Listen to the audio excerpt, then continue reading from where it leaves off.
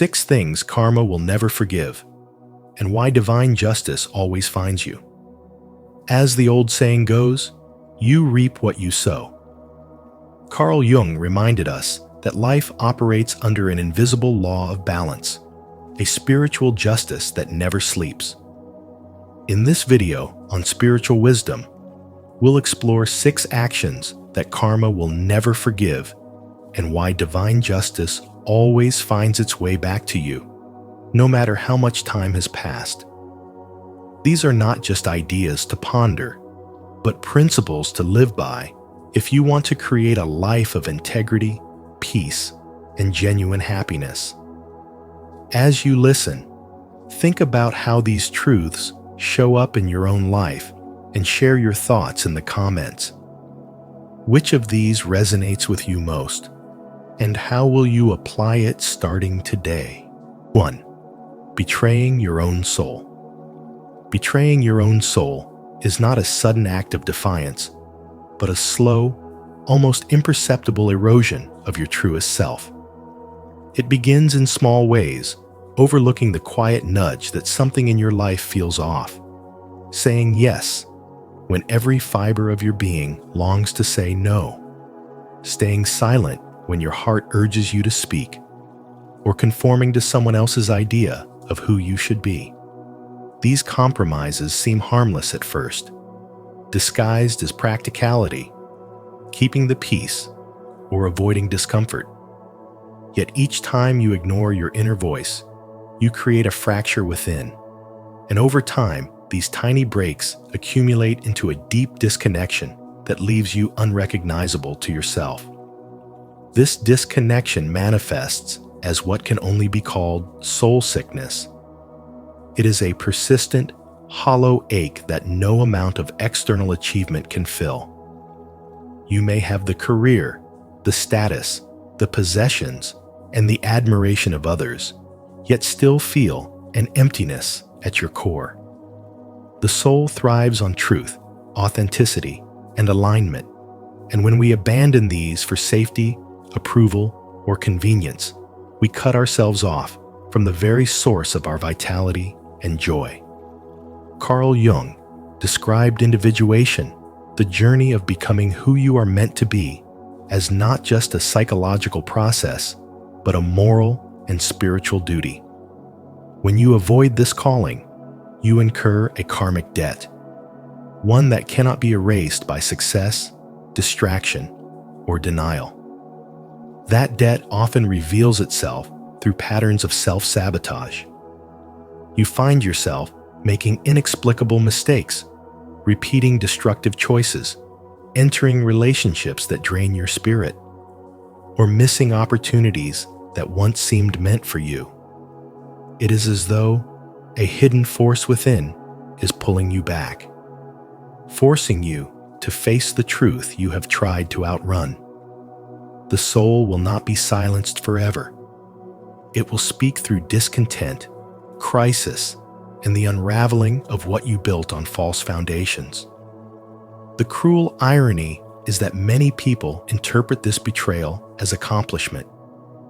They measure their lives in titles, bank balances, and applause, convincing themselves they have succeeded, even as their relationships become shallow. Their health deteriorates, and each day feels increasingly mechanical. Karma is patient and relentless. Divine justice does not need to rush. It waits until the burden of misalignment grows so heavy that you can no longer carry it without breaking. It waits until you are forced to stop, to strip away the illusions, and to ask yourself the questions you have avoided. Who am I beneath all this? What do I truly desire? Why have I been so afraid to live in alignment with it? When you choose to honor your inner voice, the shift is undeniable. The courage to change may cost you comfort, familiarity, and even relationships, but it also frees you from the weight you've carried for years. Life responds differently when you return to your soul's truth. Doors open where walls once stood, connections deepen, and even challenges feel purposeful rather than punishing. The karmic debt begins to dissolve, not because life has decided to forgive you, but because you have stopped betraying yourself. Ignoring your soul's call is one of the gravest errors you can make, for it is one of the few things karma will never forgive. You can hide from others, but you cannot hide from yourself, and you cannot escape the laws that govern the balance of life. The soul will always call you back to wholeness, and the moment you choose to listen, you discover that divine justice was never working against you. It was guiding you home. Have you ever felt the weight of ignoring your own soul's voice? If you've experienced this and found your way back to authenticity, share your story in the comments so others can be inspired. If not, comment, "I choose my soul." And let this be the first step toward living in alignment with your true self. 2. Destroying innocence. Destroying innocence is one of the deepest violations against the soul, for it is not just an act of harm, it is the deliberate dimming of a divine spark that was meant to bring light into the world. To corrupt or shatter the trust, purity, and hope in others, especially in children or pure-hearted adults, is to wound something sacred that exists both in the individual and in the collective. Carl Jung often spoke of the child archetype as a vital source of renewal, creativity, and spiritual vitality. And when that is damaged, the wound is not confined to one person. It ripples outward, staining the fabric of humanity. The universe, operating with precise and unyielding justice, responds not out of revenge, but out of necessity, restoring balance through experiences that mirror the harm done.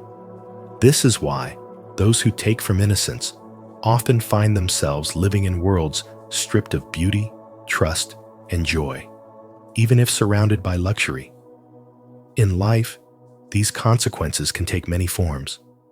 A leader who exploits the eagerness of young, hopeful employees for personal gain may, for a season, appear untouchable, basking in recognition and wealth.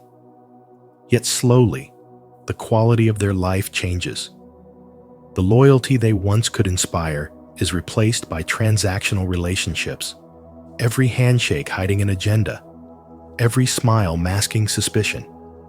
Beauty no longer moves them, trust no longer feels safe, and the warmth of genuine connection becomes a memory. This is the role reversal of karma, forcing them to inhabit the very emptiness they once created in others. Even if they travel to the most breathtaking landscapes, they find themselves numb, as if life has muted its colors. Carl Jung's principle of psychic compensation reveals why this occurs. The psyche instinctively seeks to restore balance when moral order has been broken. When someone wounds innocence, the soul must eventually walk the path of its own shadow to rediscover the light. The universe becomes an unflinching teacher, arranging circumstances so that the person is made to feel the loss, vulnerability, and isolation they once caused. In relationships, the pattern is the same: betraying a partner's sacred trust, mocking their vulnerability, or exploiting their love plants, a seed that grows into the same betrayal and loneliness in one's own life. Even in a crowded room, such a person will carry an unshakable solitude because the soul knows what it destroyed and refuses to feel whole until it has learned the cost of its actions. The truth is that innocence, whether found in the laughter of a child or the open heart of an adult, is a sacred space, and to harm it is to invite a reckoning that no amount of cleverness, wealth, or status can escape. Those who protect it keep the light alive in the world, and in doing so, keep it alive in themselves. Those who destroy it trade that light for a shadow they will have to walk through alone, until they understand that in preserving the purity of others, they preserve the truest part of their own soul. Do you believe that destroying innocence carries an unshakable karmic price? If you do, declare it with conviction in the comments. I protect the light, and I believe in divine justice. 3. Exploiting the vulnerable. To exploit those who cannot defend themselves, the innocent child, the frail elderly, the grieving heart, or the disabled soul who depends on compassion, is to violate one of the most sacred trusts life grants us. It is not simply a wrong action. It is the betrayal of humanity's deepest moral code, the invisible spiritual thread that binds us together. When someone takes advantage of such vulnerability for personal gain, they are not just harming a person. They are staining their own soul, planting seeds that will one day bear bitter fruit. Karma, in its quiet but absolute precision, always finds a way to restore balance. Those who manipulate the weak eventually meet a moment when they too become fragile, and in that moment, they often discover that no genuine hands reach out, no hearts truly care, and no trust remains to protect them. This is the essence of a universal law Carl Jung described as psychic compensation, where the soul naturally seeks to restore what has been thrown out of balance. It is not a punishment handed down by some distant judge, but the inevitable echo of one's own energy returning home. When you rob someone of safety in their hour of need, you tear a hole in the fabric of trust, and the universe, in its wisdom, ensures that the tear eventually engulfs the one who made it. The energy you release into the world, whether kindness or cruelty, will one day stand before you, wearing the face of your own destiny. Picture the wealthy executive who squeezes every ounce of labor from aging employees, knowing they have nowhere else to go. He tells himself it's just business, blind to the spiritual debt he is creating. Years later, he grows old, frail, and dependent on others for care, only to find himself surrounded by people who see him not as a human being, but as a resource to exploit. This is no accident. It is the return of the very energy he once sent out.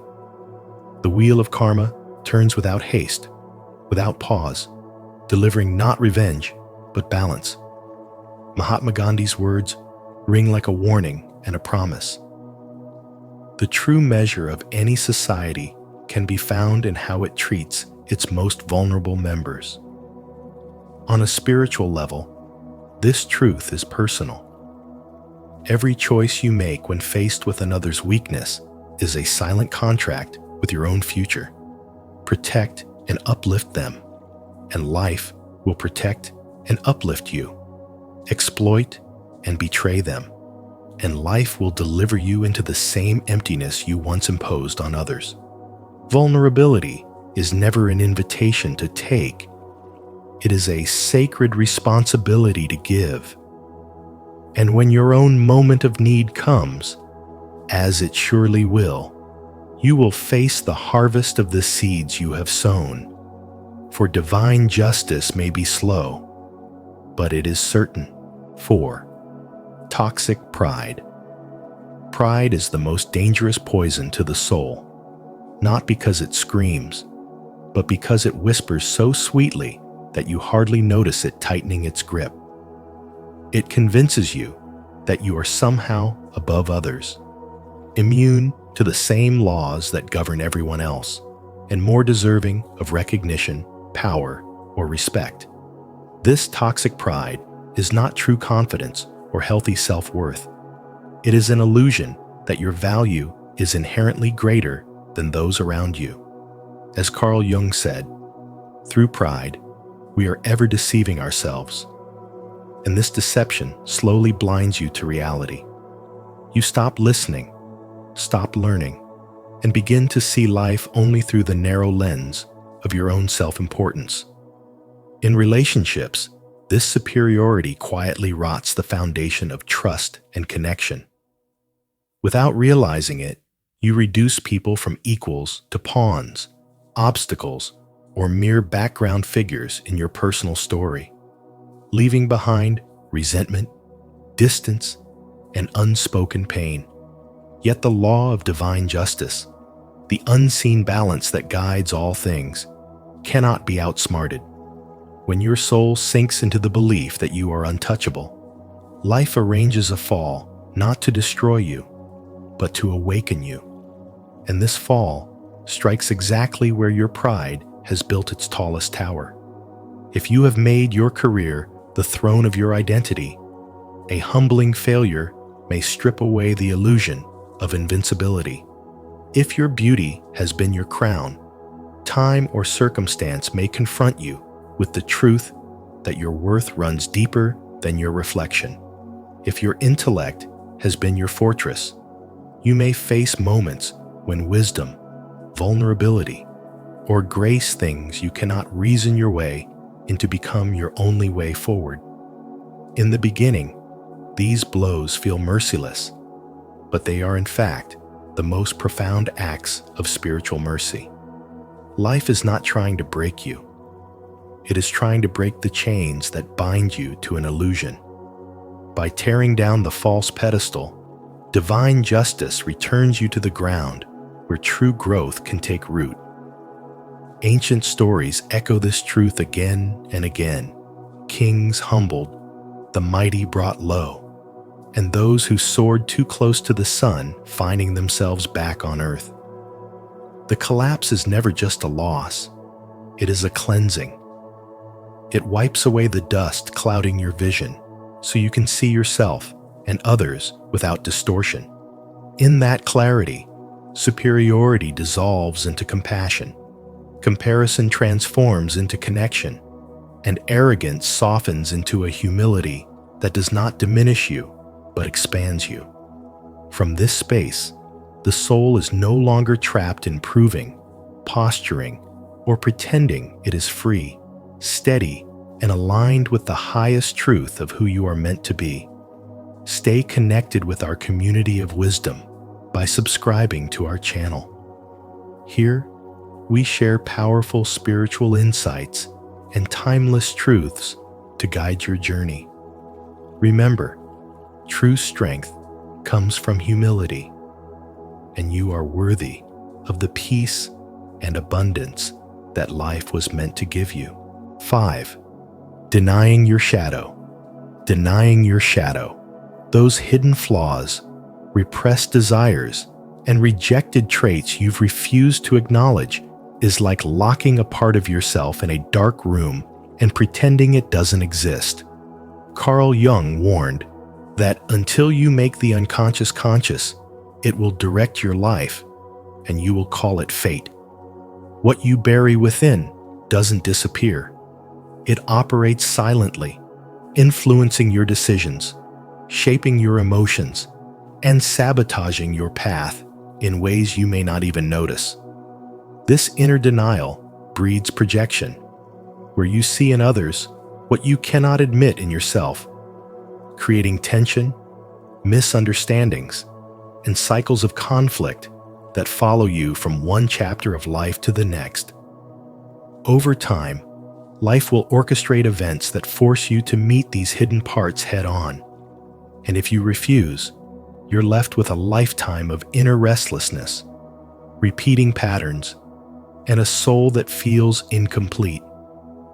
In daily life, the signs are everywhere.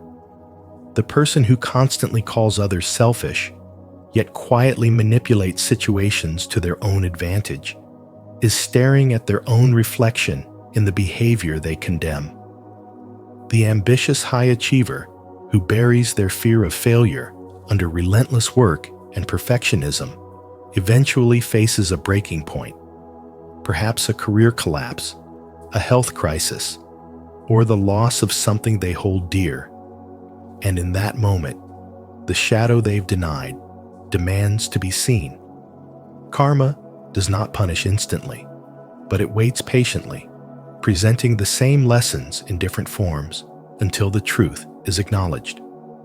In a world obsessed with appearances, where social media makes it effortless to display only the polished version of ourselves, the shadow hides not in filters and captions, but in the sudden bursts of anger, the insecurities that surface without warning, and the habits we can't seem to break. The longer you deny it, the more power it gains. Life will keep pressing on those unhealed wounds, intensifying the discomfort until you decide to turn inward. Carl Jung believed that true growth and spiritual wholeness come only when you integrate the shadow, when you acknowledge it without judgment. Understand its role in your story and channel its energy in a healthy way. Doing so frees you from cycles of projection, restores lost vitality, and allows you to connect with others from a place of authenticity instead of fear. To ignore the shadow is to remain a fragmented version of yourself. To face it is to reclaim your full humanity. And so, the truth is clear. Karma will never overlook the harm you cause yourself by refusing to see who you truly are. The moment you choose honesty over avoidance, the patterns begin to shift, the weight starts to lift, and the soul begins to feel whole again. 6. Destroying hope.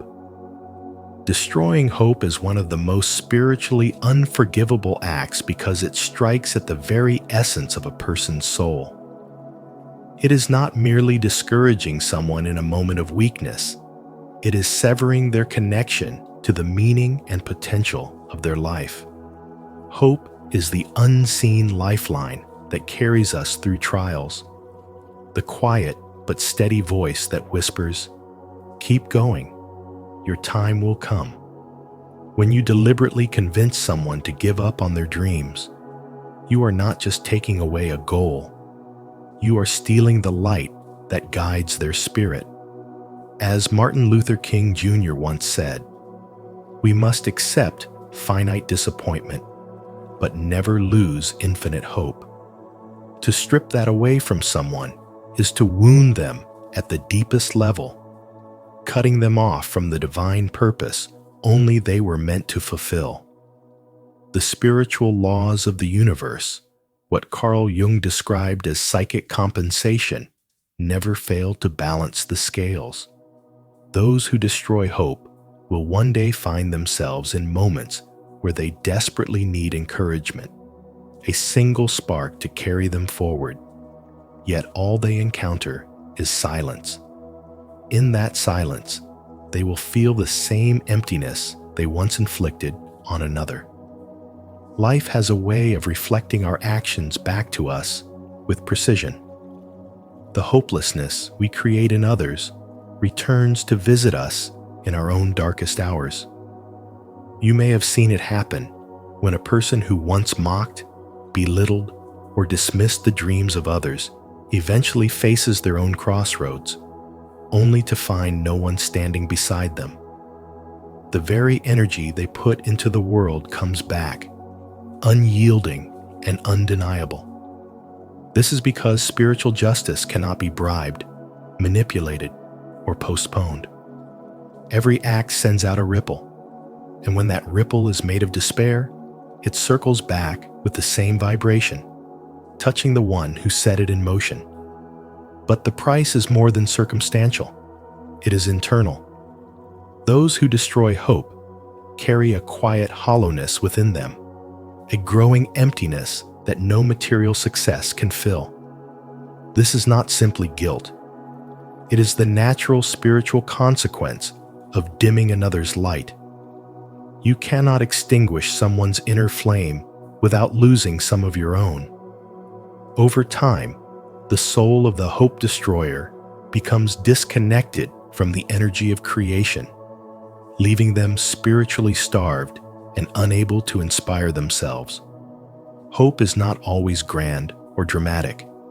Sometimes it is the fragile courage to take one more step in the darkness, trusting that a dawn exists beyond the night. When you extinguish that in someone, you are not just altering their life, you are committing a spiritual offense against life itself. The higher path is to be a giver of hope, even if the dream seems impossible to you, for their journey is not yours to judge. As the saying goes, be the reason someone believes in the goodness of people. In the intricate design of the universe, the hope you give will always return to you multiplied, but the hope you destroy will also return, not as a blessing, but as a mirror reflecting the darkness you once cast into another's heart. And so, while the workings of karma and divine justice may remain shrouded in mystery, one truth is clear. The energy we put into the world will always find its way back to us. Every choice, every intention, every action carries weight in the unseen balance of life. May we live with integrity, compassion, and awareness, knowing that our deeds echo far beyond the moment. If this message spoke to your heart, please like this video, share it with those who seek truth, and subscribe to Spiritual Wisdom. Don't forget to turn on the notification bell so you won't miss our upcoming videos filled with insights to guide your journey. 13 signs. You're hiding a kind of pain most people will never understand.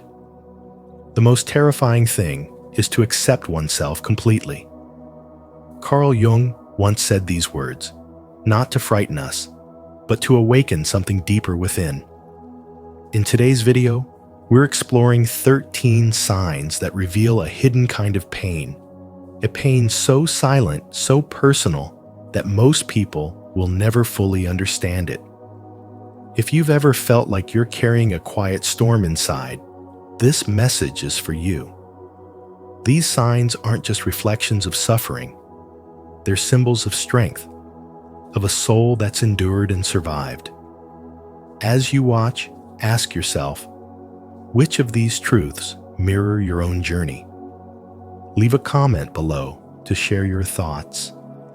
And don't forget to like and subscribe to Spiritual Wisdom for more insights that speak to the soul. 1. You've mastered silent survival. There's a rare kind of strength that doesn't come from triumph, but from survival, a silent survival. And if you're here, it's likely because you know exactly what that means.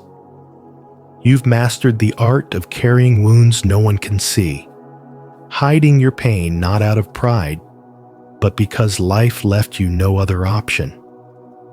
While the world sees a composed, capable man, what they don't witness is the quiet collapse that happens behind closed doors. You've become fluent in the language of silence, speaking only when necessary, and even then, often with a voice that hides more than it reveals. Carl Jung once said, "Until you make the unconscious conscious, it will direct your life and you will call it fate." And perhaps that's why you're here, not to pretend anymore, but to begin awakening.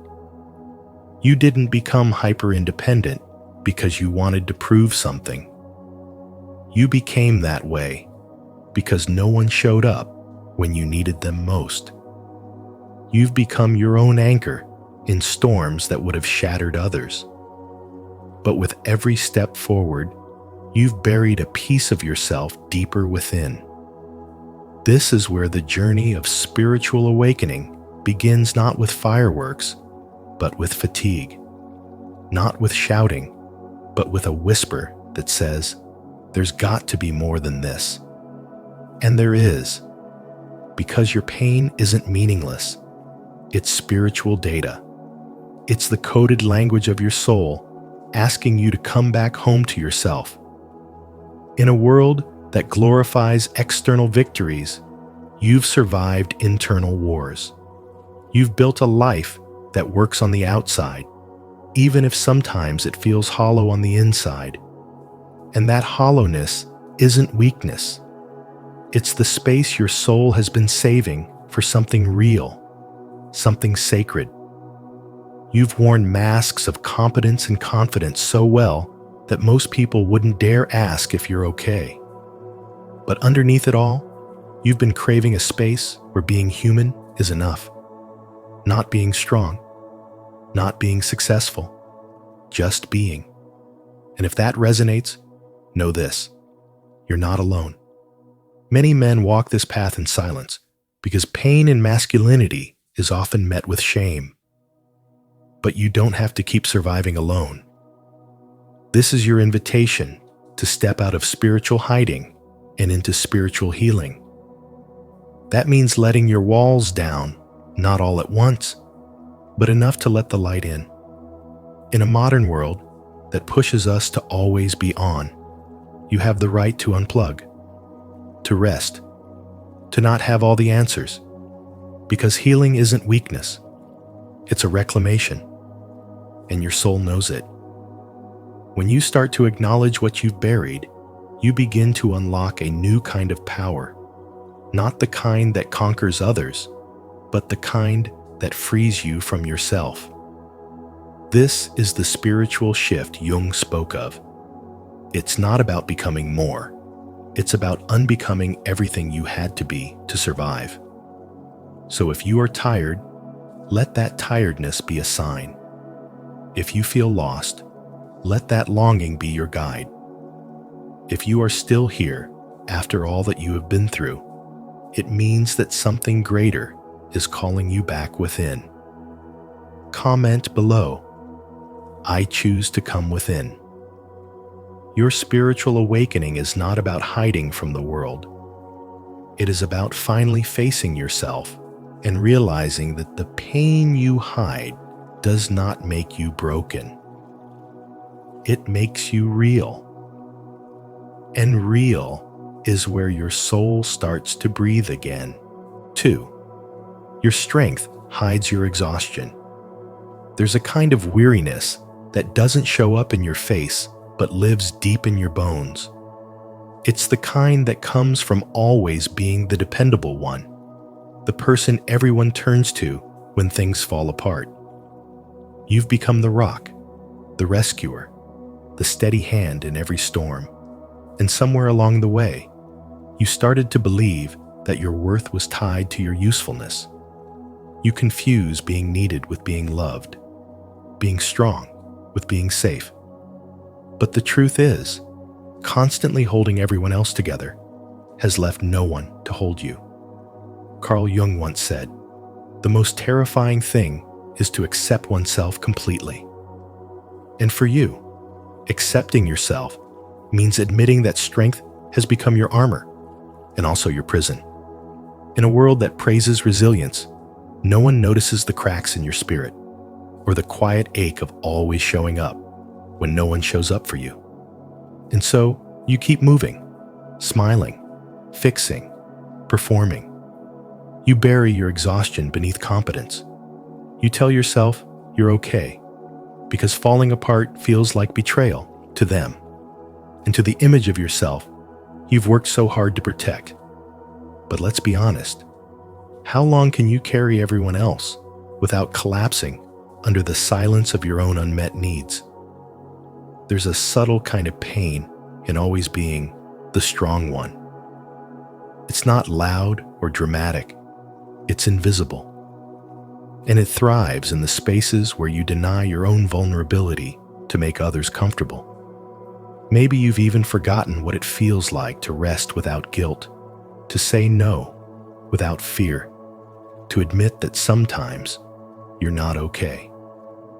A man I once met, let's call him James, shared with me how he was the one everyone leaned on after his father died. He handled the funeral, supported his grieving mother, helped his siblings navigate the estate, and went back to work as if nothing happened. Months later, alone in his apartment, he found himself crying over a commercial about a father and son because it was the first time he allowed himself to feel. Not because he was weak, but because he had held so much for so long. James told me, "I didn't even realize I was exhausted until I finally let go." That's the kind of exhaustion we're talking about, the spiritual weight of constant emotional labor. Have you ever felt like your strength has become your mask? Like the more capable you appear, the less likely people are to check if you're okay. This is where spirituality and spiritual growth come in, not as escape routes, but as invitations.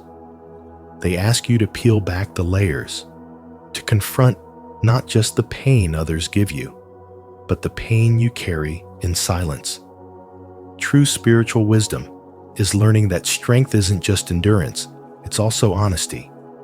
It's in admitting, even just to yourself, that being the strong one doesn't mean you don't deserve to be held. In the teachings of Carl Jung, the path to healing always begins with facing the shadow of the part of you that feels unseen, unsupported, unacknowledged. That shadow is real, and it's not a weakness. It's your soul's way of asking for peace, rest, and reconnection. So, if you recognize yourself in these words, know that this is not a call to give up your power. It is a call to redefine it. Spiritual growth means learning to be strong and tender, courageous and open, trustworthy and honest. Comment below. I choose spiritual growth. You don't have to carry it all alone. And you certainly don't have to earn the right to rest. Maybe the next step in your journey isn't to keep going, but to stop.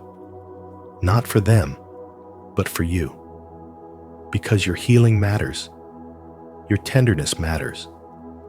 And in that stillness, you may realize that what you thought was your breaking point is actually your breakthrough. 3. You're deeply empathic, but it came from trauma. Let's talk about something most people never see, but some of us live every single day being deeply empathic. Not because it's some spiritual gift that bloomed in peace, but because pain demands it of us. You, my friend, may be carrying a level of sensitivity that didn't come from light, but from survival. You feel others' emotions before they even speak. You can sense tension in a room the moment you step in. You read faces, tones, and energies like your life depends on it, because once it actually did. Carl Jung once said, "Until you make the unconscious conscious, it will direct your life and you will call it fate." And for many people who have this kind of empathy, that's exactly what's happening. You're not just spiritual. You've been spiritually trained by trauma to survive in emotionally volatile environments. Maybe you grew up in a house where moods changed without warning. One moment it was calm, the next storm. So you adapted. You learned to read the unspoken, to anticipate anger, to soothe pain that wasn't yours, and to be what everyone needed just to keep the peace. That wasn't empathy as a choice. That was emotional hypervigilance as protection. But let me ask you something. Have you ever paused to ask where your feelings end and someone else's begins? This kind of empathy blurs lines. You might mistake absorbing other people's energy for connection, when really it's self-abandonment in disguise. And yet, because you're so good at feeling, people lean on you. They call you wise, intuitive, and spiritual. And yes, spiritual wisdom can grow from suffering, but only when you stop bleeding for everyone else. Carl Jung believed that the shoe that fits one person pinches another, meaning not every way of being is meant for everyone. You were forced into a role, a mask of compassion, long before you even knew what your own emotional needs were. But the truth is, being empathic because of trauma is different from being empathic because of freedom. One is survival. The other is the soul. So what does it mean to reclaim your empathy? It means learning that your intuition doesn't have to be a weapon of war. It can be a compass of peace. It means setting boundaries, even if your voice is shaky. It means choosing not to absorb pain that you didn't cause. This is where the real healing begins, when you realize that not everything you feel is yours to carry. You're not here to be a sponge. You're here to be a soul. And in that shift, in that sacred moment of realization, you no longer just feel deeply, you live deeply. And that's the difference between spiritual exhaustion and spiritual wisdom. So I ask you now, where are you still confusing empathy with duty? And who can you become if your sensitivity is no longer a shield, but a superpower? Please share your thoughts in the comments section below. 4. You confuse overgiving with love. Until you make the unconscious conscious, it will direct your life and you will call it fate. These words from Carl Jung aren't just a philosophical insight. They're a mirror reflecting the silent struggle many men carry deep within. And if you've ever felt like your worth is tied to how much you can give, fix, or carry for others, you may be hiding a kind of pain that even you haven't fully admitted to yourself. One of the most misunderstood signs of this hidden pain is overgiving, the kind of behavior that looks noble on the outside, but quietly deletes you from within. You confuse being useful with being lovable. And when you're not needed, you feel invisible. It's not that you don't care, on the contrary. You care so deeply that your empathy becomes a form of silent self-erasure. You pour into others as a way to prove your value, to secure your place, to earn your belonging. But in doing so, you often abandon yourself. This dynamic doesn't just play out in your relationships with others, it shows up in your career, your friendships, your family, even in the way you treat strangers. You give beyond your limits because you've been taught that love is something you earn, not something you inherently deserve. In a world that still tells men to be providers, protectors, and pillars of strength, it's easy to confuse sacrifice with affection and usefulness with love. But here's the truth that a spiritual awakening often brings to the surface. Love that requires your suffering isn't love. It's a transaction dressed in emotional obligation.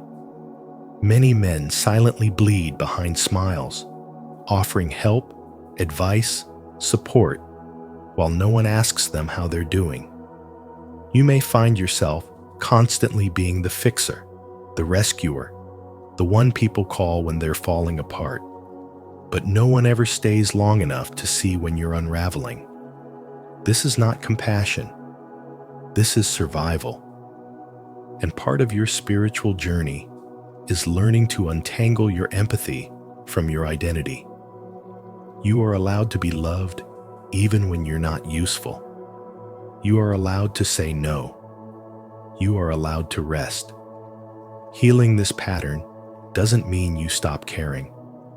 It means you start including yourself in the circle of your care. True spiritual growth isn't about becoming invulnerable. It's about becoming honest. When you stop overgiving, you begin to feel the difference between being appreciated and being used.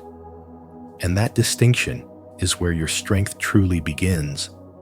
So ask yourself, who would you be if you no longer had to prove your worth through your usefulness? What would love feel like if it didn't require you to bleed? This is not just emotional advice. It is the foundation of spiritual wisdom. It's the quiet transformation that turns pain into power, obligation into authenticity, and emotional labor into soul liberation. Gentlemen, your healing begins the moment you decide that your presence is valuable, not because of what you do for others, but simply because of who you are. If this resonates with you, consider subscribing and hitting the notification bell. 5. Love feels dangerous. When love feels dangerous, it's not because you're incapable of loving. It's because, at some point in your life, love was laced with pain. You learned early on that the people who were supposed to protect you might also be the ones who hurt you. So now, even when genuine love shows up steady, warm, and sincere, you flinch. You anticipate the moment it might vanish or turn against you. Affection doesn't feel safe. It triggers your survival instincts. Your heart wants to trust, but your body remembers what happened last time. Carl Jung once said, "Until you make the unconscious conscious, it will direct your life and you will call it fate." That's the power of unresolved pain. It shapes our responses without asking for permission. You might push people away, not because you're heartless, but because your nervous system has been trained to equate closeness with threat. This isn't a lack of emotional maturity. It's trauma in disguise. In the world of spirituality, we often speak of love as the highest vibration. Yet for someone who has endured betrayal, abandonment, or emotional neglect, love can feel like a setup for destruction. It's the paradox of spiritual growth. To reclaim the tenderness you had to shut down just to survive. Think of the veteran who comes home from war and can't sleep in a quiet room because silence now feels threatening. The same thing happens emotionally. Love, soft and open, can feel just as jarring as a loud noise in the still of night. I once knew a man in his 40s, a successful entrepreneur, respected and admired, yet deeply alone. He told me, "When someone's kind to me, I keep waiting for the catch. I've built everything by trusting no one. I don't know how to let anyone in." That man wasn't broken. He was protecting a younger version of himself that never got the safety he needed. And this is where spiritual wisdom comes in, not in pretending we're fine, but in learning to sit with the wounds long enough to understand them. Have you ever asked yourself, why do I pull away just when things are going well? That's not sabotage, it's self-protection. But healing asks for more than survival. It asks you to challenge what your nervous system has taught you. It asks you to build new associations where closeness doesn't mean danger and love doesn't mean loss. The real question isn't whether you're worthy of love. It's whether you're willing to meet the part of you that's terrified of it. Carl Jung's teachings remind us that spiritual awakening is not about running away from our human nature, but about embracing it fully, dark and all. So the lesson here is, love is not the enemy. It's the memories you haven't healed that are the enemy. And when you start choosing presence over protection, you reclaim the very life you thought trauma had stolen. Let this be a moment of reflection. What does it mean for you to stop running from love and start listening to what your fears are trying to teach you? Healing is not a destination, it's a decision. And every time you choose to lean into the discomfort of your awareness, you grow. That's spiritual growth. That's courage. And that's how you turn pain into power. Comment below With your determination to take this journey, I turn pain into power. 6. You live behind a persona. Carl Jung once said, "The persona is that which in reality one is not, but which oneself as well as others think one is." If that resonates deeply with you, it's because you've been living behind a mask for so long that you have even started to forget what your real face looks like. You present yourself to the world as capable, composed, and in control. You carry responsibilities like armor, smile when you're breaking, and say, "I'm fine," when your soul is anything but. This carefully crafted version of yourself, what Jung called the persona, has become your shield, your survival tool, your socially acceptable disguise. And yet, behind it all is a silent ache, the longing to be seen, not as the strong one, but as the human one, to be held without having to hold it all together. Have you ever wondered why you feel so exhausted, even when you're not doing much physically? It's not the tasks. It's the emotional weight of being someone you're not allowed to drop. You've been so busy being who others need you to be that you've forgotten the soft, vulnerable, beautiful core that simply is. And what's even more painful is realizing that most people never ask what you look like underneath the mask. They don't ask what it costs you to appear so strong. But here's the spiritual advice. Your soul isn't here to perform, to impress, to survive. Your soul is here to connect, to feel, to be seen in its raw, imperfect light. Jung believed that healing comes from reconciling our shadow, not hiding it. So what if, just for once, you let someone see you for who you really are? Not the whole version, but the version that sometimes feels lost, tired, or invisible. What if, instead of proving your worth with endless strength, you let your truth become courage? The mask you wear may protect you, but it also isolates you. And true healing, true freedom, comes when you let go long enough to be seen not for what you do, but for who you are. So I ask you, who are you when no one is looking? And do you have the courage to show that person to the world, not all at once, but little by little? Because when you do, you begin the journey from survival to authenticity, from performance to presence. Let this be the moment you find yourself again, not as a persona, but as a soul deep within. Comment below. I choose to find myself. 7. Your suffering forged spiritual sensitivity. Out of suffering have emerged the strongest souls. The most massive characters are seared with scars. This quote by Khalil Gibran opens a truth that many men silently carry, especially those whose wounds are not visible, whose pain has turned inward, forming a quiet strength. If you're the kind of man who has walked through fire but still finds yourself staring in awe at the way morning light dances on your kitchen counter, or the way a warm cup of coffee settles something deep in your chest, know that what you're experiencing isn't fragility. It's spiritual sensitivity forged through suffering. And in today's world, where stoicism is often misinterpreted as emotional suppression, this quiet awareness is rare and deeply powerful. You see, Carl Jung once said, "Your vision will become clear only when you can look into your own heart. Who looks outside dreams. Who looks inside awakes." This awakening, this spiritual awakening, doesn't come from bliss.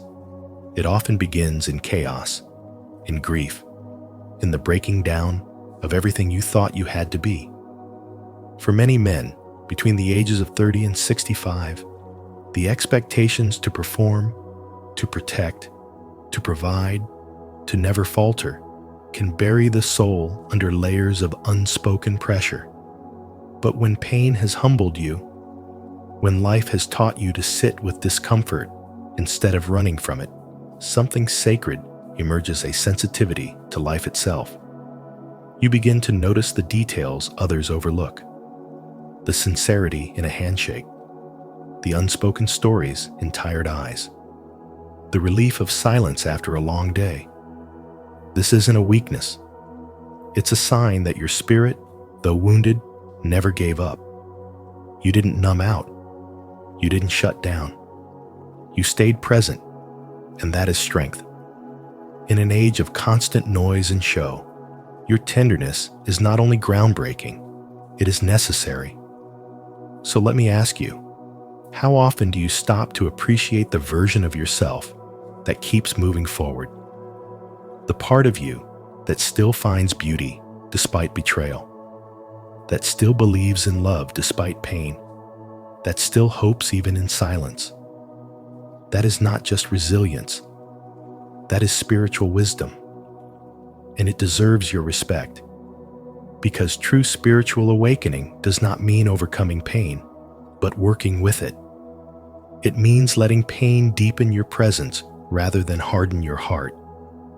It means trusting that your sensitivity is not a flaw, but a form of awareness, a finely tuned radar for what is real, what matters, and what you want to protect.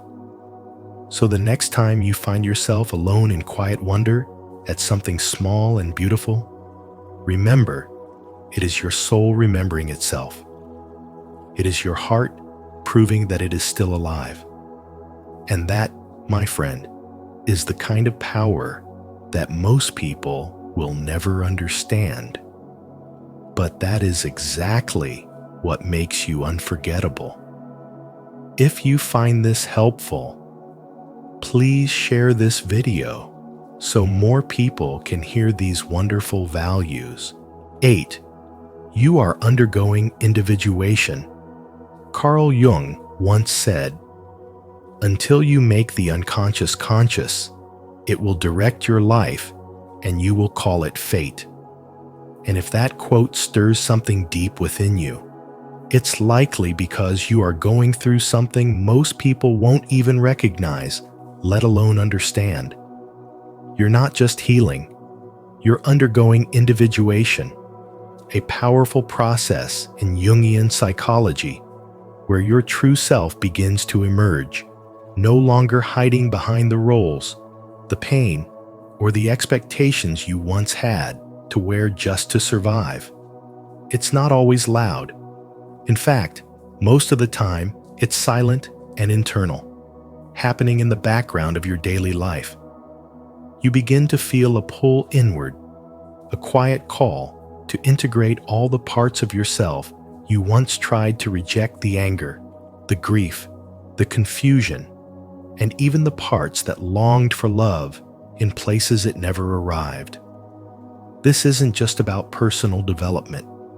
This is about spiritual growth on a soul level. You are learning to embrace your sensitivity, not as a flaw, but as a spiritual compass, a guide that leads you back to the truth of who you are. That's the essence of real spiritual wisdom, not floating above the pain, but diving into it and letting it shape your character, your choices, and your compassion for others. There's a story I once heard about a man who had everything: success, a family, respect in his community, but he carried a quiet sadness, something that didn't go away no matter how much he accomplished. One day, he took a long drive to nowhere and ended up at a small diner in the middle of the desert. He sat there with a waitress who had lived through deep loss, and for the first time in years, he opened up. Not because she had answers, but because she listened without trying to fix him. That moment didn't change his life overnight, but it marked the beginning of his awakening. He stopped running.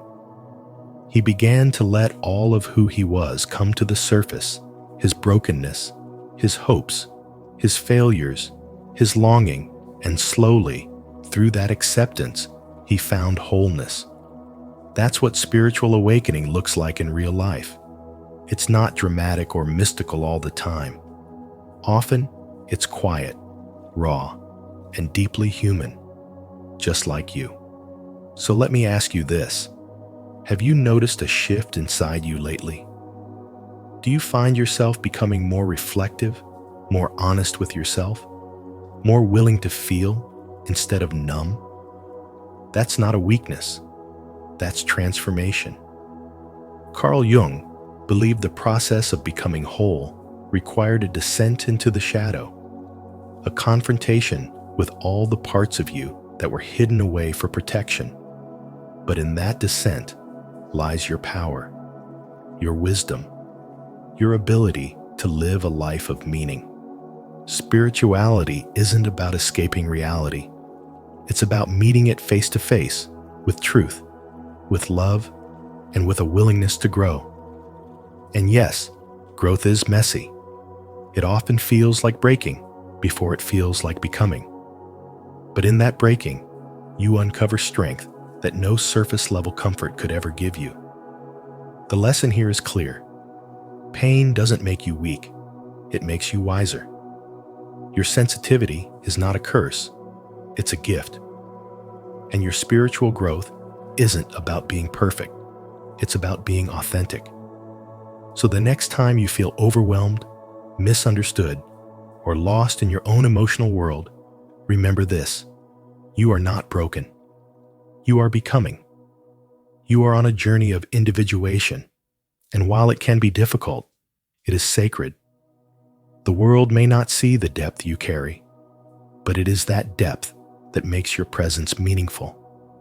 So go ahead, embrace your story, speak your truth, and allow your spirituality to be more than just a belief system, but a living, breathing path back to yourself.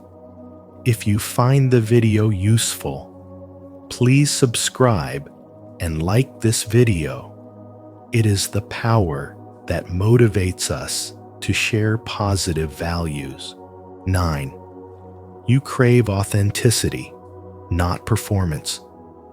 There comes a moment in life when the weight of all the pretending simply becomes too much to carry. And if you've reached that point, then you're beginning to awaken into a deeper truth that only those who have suffered in silence truly understand. Carl Jung once said, "The privilege of a lifetime is to become who you truly are. And that privilege is earned through pain, through masks, and through the exhausting performance of being what others expected instead of who you really are." If you're listening to this and feel weary of constantly adjusting yourself to fit in, of always being on just to be accepted, then know this: you're not alone. And what you're feeling is not weakness. It is spiritual wisdom stirring within you. You no longer crave applause or admiration for pretending to be fine. Instead, what you want more than anything is to be seen without the costume, to be loved not for how well you hide your cracks, but for the courage it takes to reveal them. You've learned, often the hard way, that your worth was never tied to your usefulness, your perfection, or your ability to hold everything together for everyone else. True healing doesn't come from fixing yourself to meet someone else's standards. It comes from coming home to yourself, from peeling off those layers of performance that you once believed kept you safe, but only made you feel invisible. Have you ever asked yourself why being honest about your pain feels more terrifying than hiding it? That's because the world taught you that vulnerability was dangerous, that realness was too much, too messy, too inconvenient. But what if being real is the very thing that sets you free? What if the people who are meant for you can only find you when you stop acting and start showing up as your whole self, scars and all. You're not seeking attention anymore. You're seeking connection. You're not trying to be impressive. You're trying to be at peace. And that shift in you is not small. It's spiritual. It is a sign of an inner awakening, of finally realizing that you were not born to perform. You were born to embody the wholeness of your soul. So here is a question for you to ponder. Who are you when no one is looking? And what does it feel like to let that person lead? The world is hungry for authenticity, but it begins with a courageous soul. The masks you wear were once your armor, but now they are your cage. And when you finally let them go, you will find that the truth of who you are is always enough. That is not only healing, that is liberation. And that, as Carl Jung might say, is the spiritual wisdom of becoming whole again. Comment below. I choose spiritual wisdom. 10. You've turned pain into power. Let me speak directly to you. Man to man, there's a kind of transformation that doesn't announce itself with noise or fireworks. It's not about standing on a stage or wearing a crown. It's about standing in the quiet aftermath of your own pain, still breathing, still trying, and realizing that what once tried to break, you actually built you.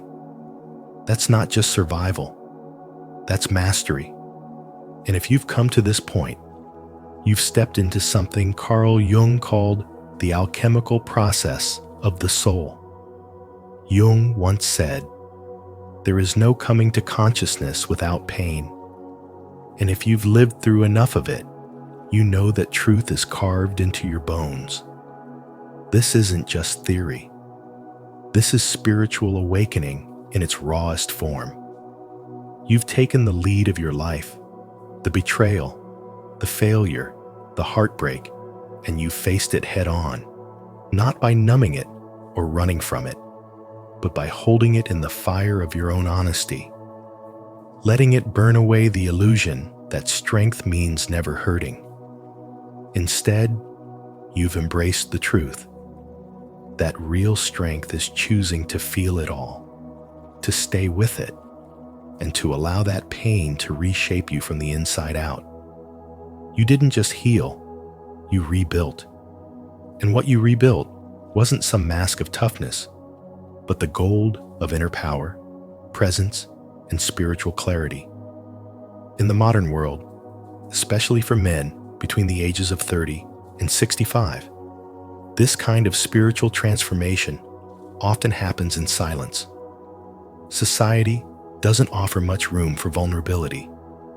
You're expected to provide, perform, protect, but who protects you when your soul is breaking? That's the hidden crisis of masculinity today. But here's where your pain becomes your path. In the spiritual journey, every wound becomes a doorway. Every time you got back up after being knocked down. Every time you chose to forgive when it would have been easier to shut down, you were walking the sacred path of the awakened man.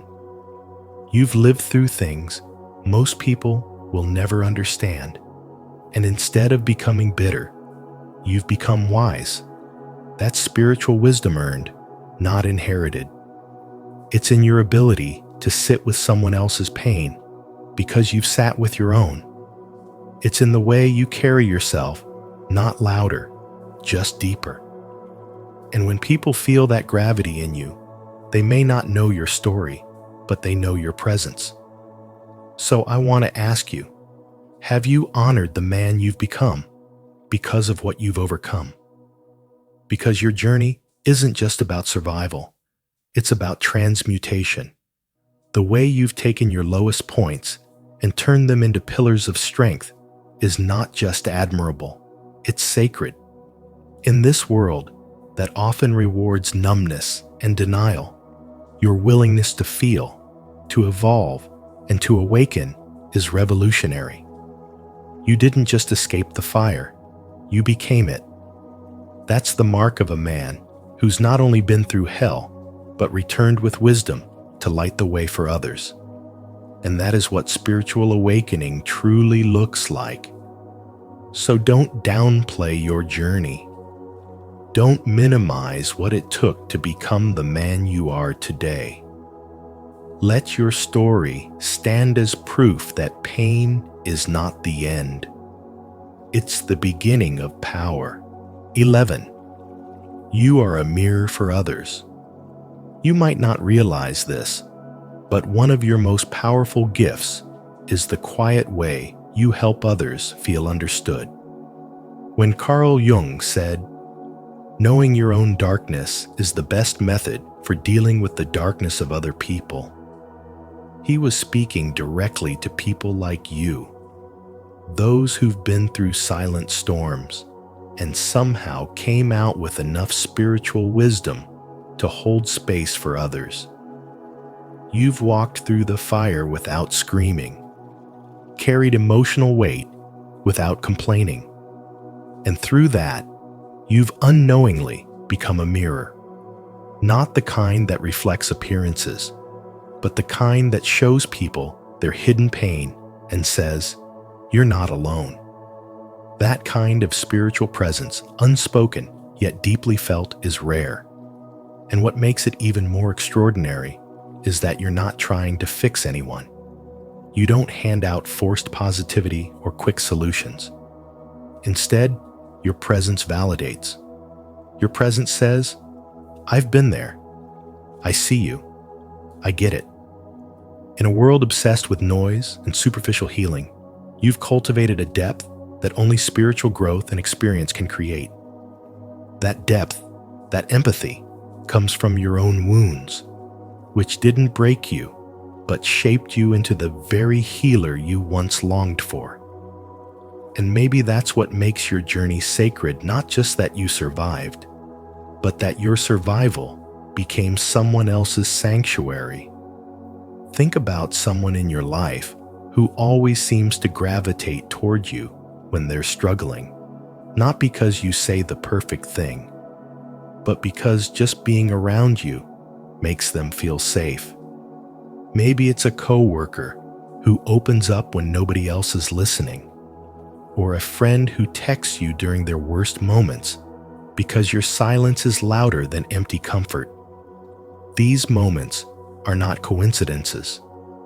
They're evidence of your spiritual wisdom in action.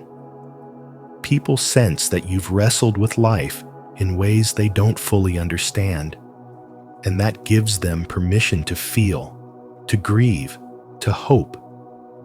In a sense, you've become a vessel of healing without even trying.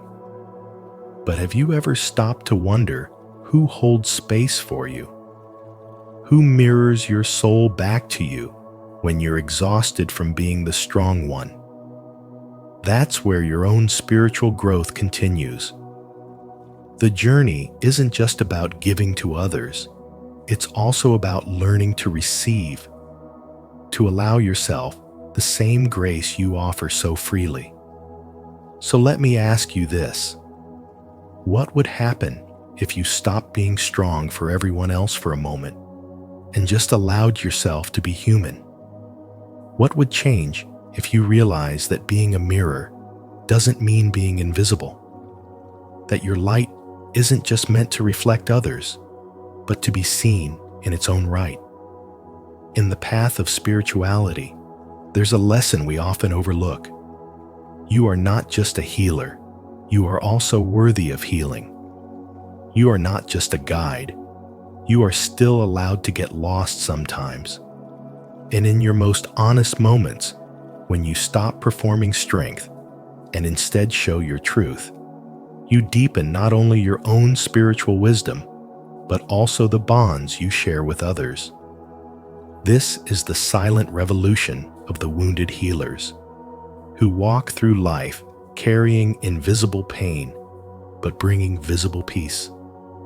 You have become a living reminder that transformation is not loud, but sacred. That power lies not in armor, but in an open heart. So carry this with you. Pain does not make you weak. It makes you deep.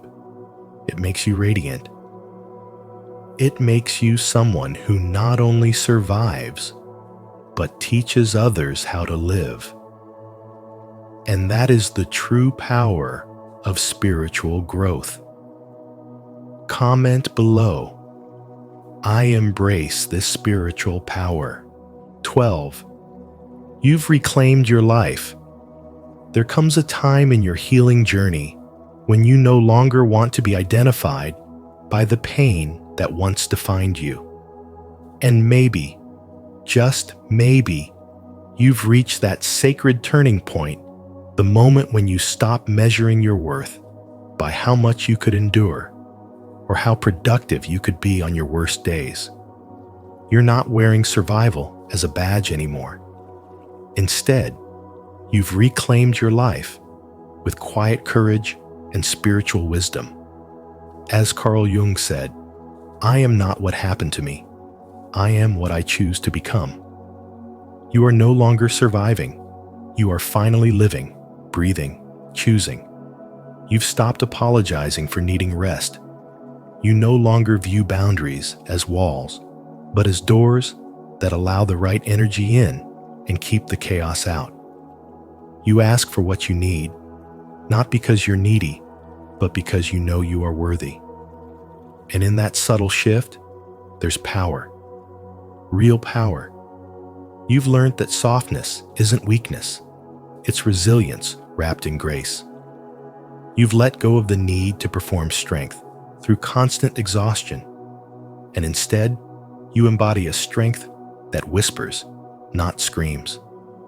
One that doesn't break itself to prove something to the world.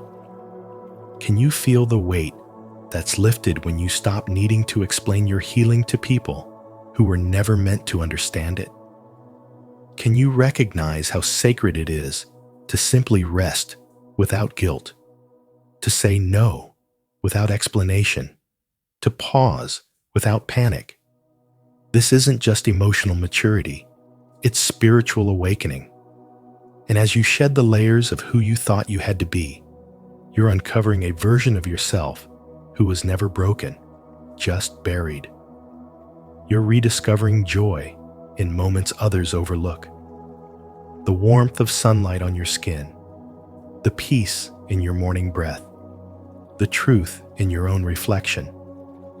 You've stopped running from your past, not because it didn't hurt, but because it no longer controls you. And you carry that inner stillness like armor, quiet but impenetrable. So let me ask you this. What parts of your life have you outgrown? And which parts are finally blooming now that you've chosen to live instead of survive? You see, reclaiming your life isn't a one-time event.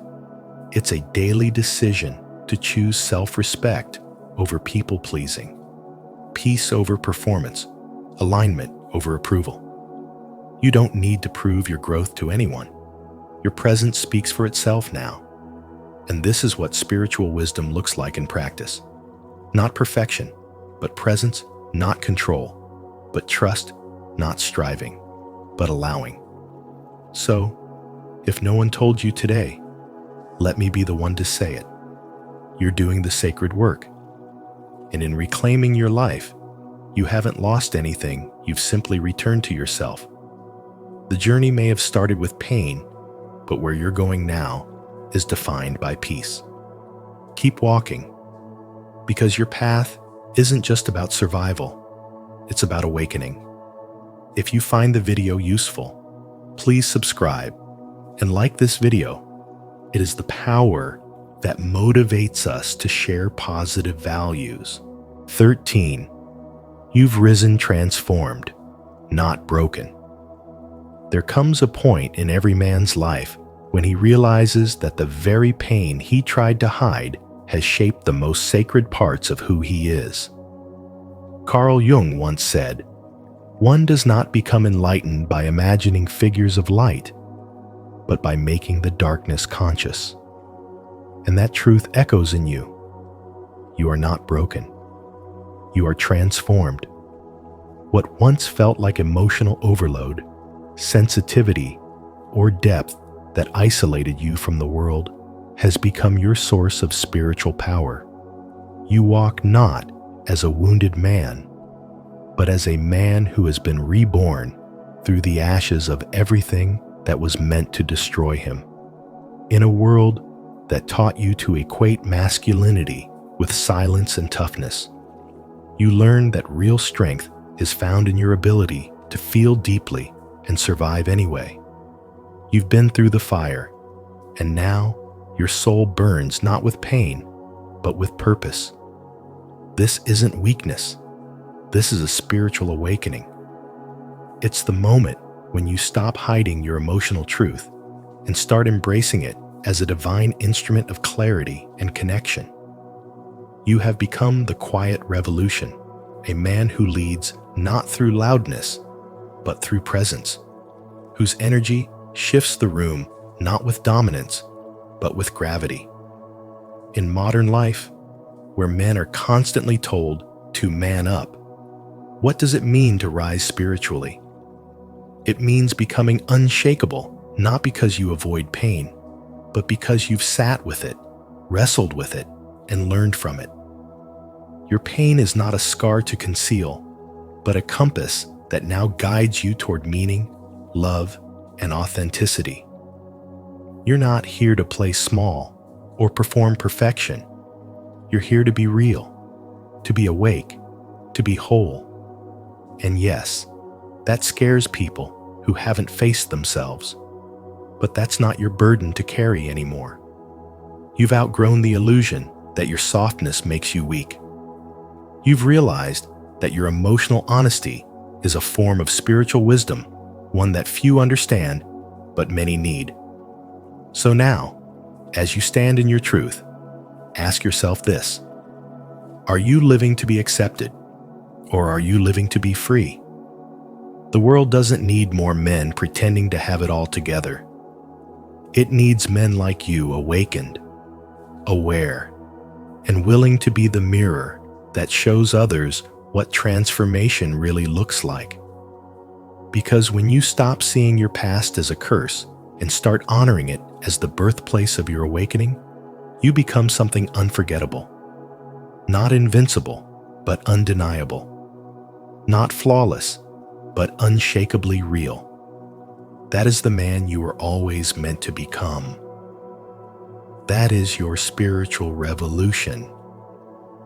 And the question is, are you ready to walk fully in it? As we come to the end of this video, remember this: the pain you've hidden, the silence you've carried, and the depth you've earned were never signs of weakness. They were the birthplaces of transformation. You've turned suffering into wisdom and become a soul forged in fire, not to be pitied, but to be revered. So let today be the day you stop hiding your truth and start honoring your strength. What part of your journey resonated most with you? Share it in the comments. We'd love to hear your story.